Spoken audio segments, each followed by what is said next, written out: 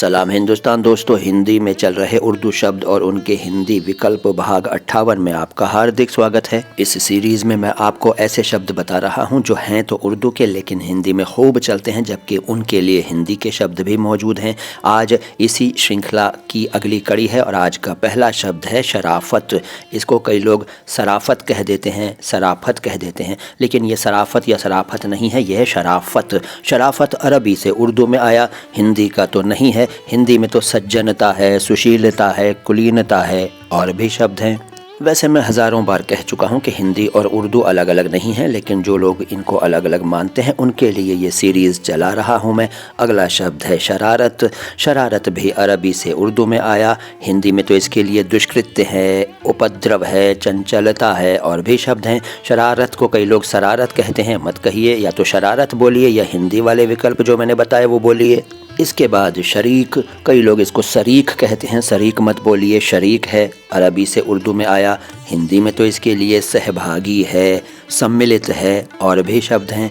फिर है शरीफ, कई लोग इसको शरीफ कहते हैं, कोई शरीफ कहता है, लेकिन ये शरीफ है, अरबी से उर्दू में आया, हिंदी में तो इसके लिए सज्जन है, सुशील है, कुलीन है और भी शब्द हैं। इसके बाद शर्त है।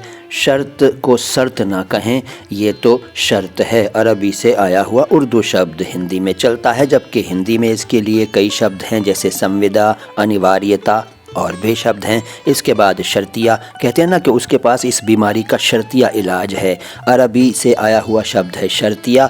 इसको कई लोग शर्तिया कहते हैं, मत कहिए, या तो शर्तिया बोलिए या इसके लिए हिंदी के पर्यायवाची यूज़ कीजिए जैसे अनिवार्य, संविदाबद्ध और भी शब्द हैं। इसके बाद शरबत। शरबत अरबी से आया हुआ उर्दू शब्द है, इसको कई लोग शरबत कह देते हैं, शरबत मत बोलिए, शरबत बोलिए, हिंदी का तो नहीं है, हिंदी में तो इसको कहेंगे शर्करा युक्त द्रव।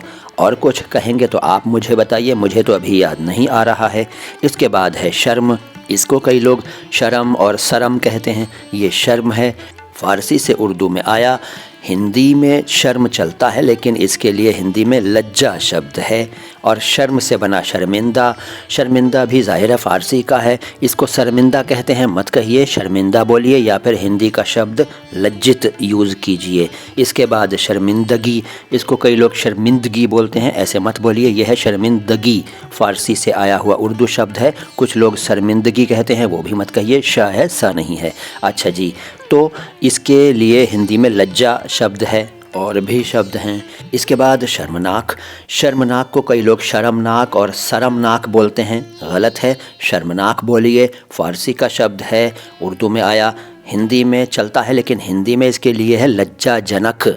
तो अगर आप उर्दू के शब्द नहीं बोलना चाहते तो हिंदी के बोलिए। मैं इस सीरीज़ में यही बता रहा हूँ, आज इतनी ही बातें करूँगा, अगली मुलाकात में और बातें करूँगा और नए शब्द बताऊँगा। वीडियो को लाइक कीजिए, चैनल को सब्सक्राइब कीजिए। मैं हूँ मोइन शम्सी, चैनल है मैं हिंदी मैं उर्दू। उर्दू और हिंदी दोनों भाषाओं के शब्दों के शुद्ध उच्चारण को एक साथ समर्पित अपनी तरह का एकमात्र चैनल मैं हिंदी मैं उर्दू। सलाम हिंदुस्तान।